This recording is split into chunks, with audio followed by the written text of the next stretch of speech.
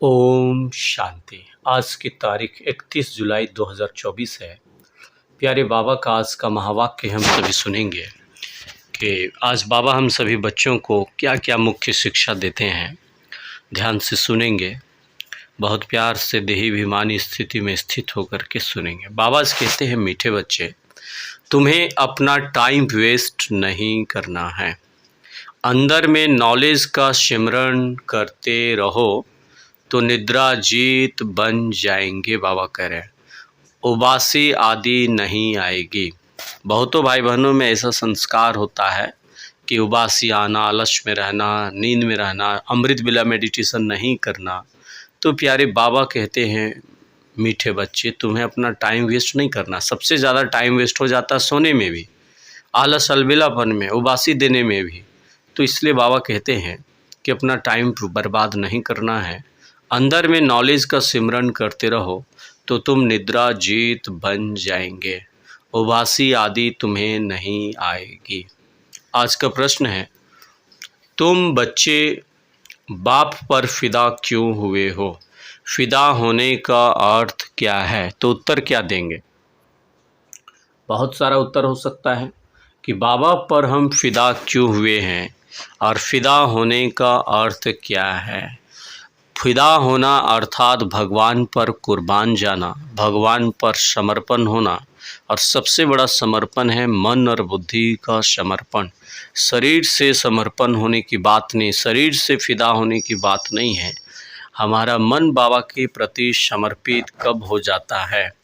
तुम फिदा क्यों हुए हो? बाबा पर संपूर्ण समर्पण क्यों हुए हो?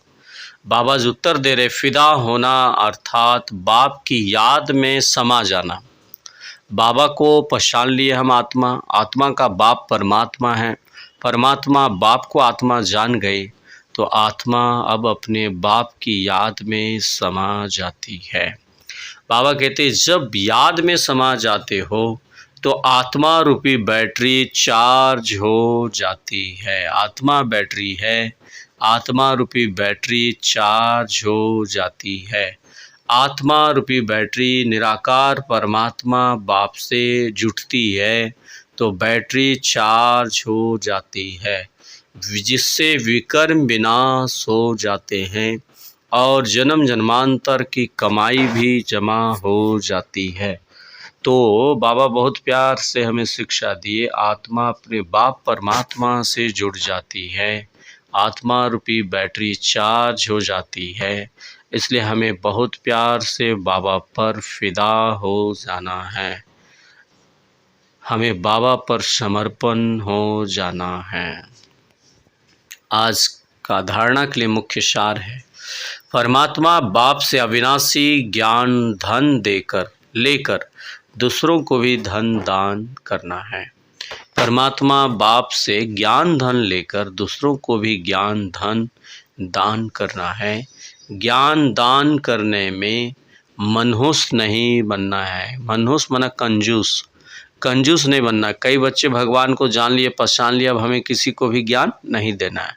कई बच्चे तो ऐसे समझते कि ज्ञान देने में देहाभिमान आता है, हम कैसे किसी को बताएं भगवान इस सृष्टि पर आ चुके हैं, उनसे जन्म जन्मांतर का भाग्य मिल रहा है, निराकार शिव बाबा।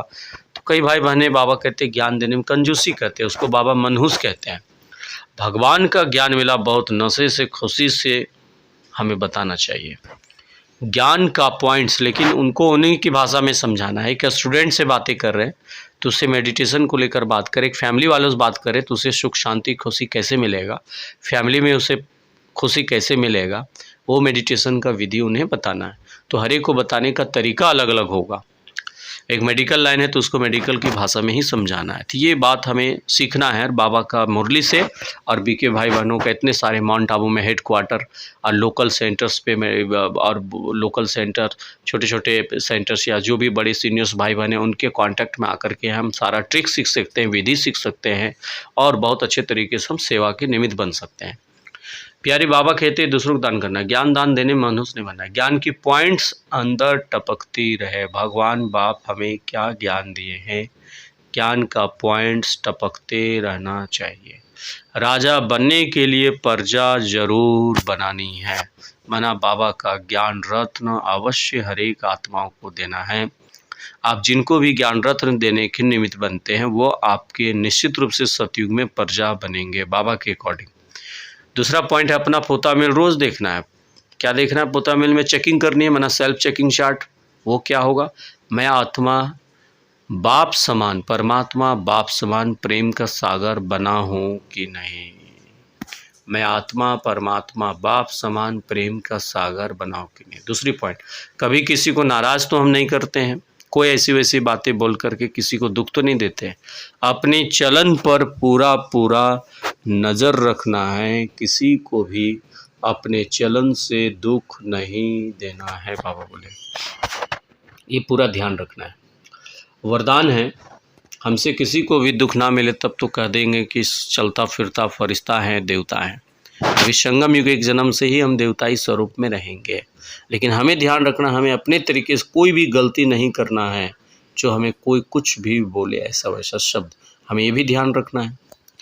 दूसरी, आज बाबा वरदान दे रहे, ज्ञान के साथ गुणों को इमर्ज कर सद्गुण संपन्न बनने वाले गुणमूर्त भव। ज्ञान के साथ गुणों को इमर्ज करके सर्वगुण संपन्न बनने वाले गुणमूर्त भव। विस्तार है, हर एक में ज्ञान बहुत है, लेकिन अब आवश्यकता है गुणों को इमर्ज करने की। इसलिए विशेष कर्म द्वारा गुणदाता बनो। विशेष कर्म द्वारा गुणदाता, कोई ऐसा विशेष कर्म करे जिससे सब लोग हमसे इंस्पायर होते रहे, प्रेरणा लेते रहे और वो अपने आप को गुणमूर्त बना सके। संकल्प करो कि मुझे सदा गुणमूर्त बनकर सबको गुणमूर्त बनाने के कर्तव्य में सदा तत्पर रहना है।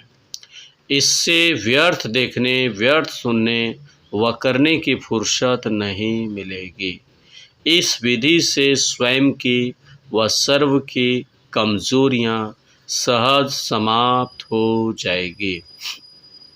इससे बाबा करे, इस विधि से स्वयं की व सर्व की कमजोरियां सहज ही समाप्त हो जाएगी।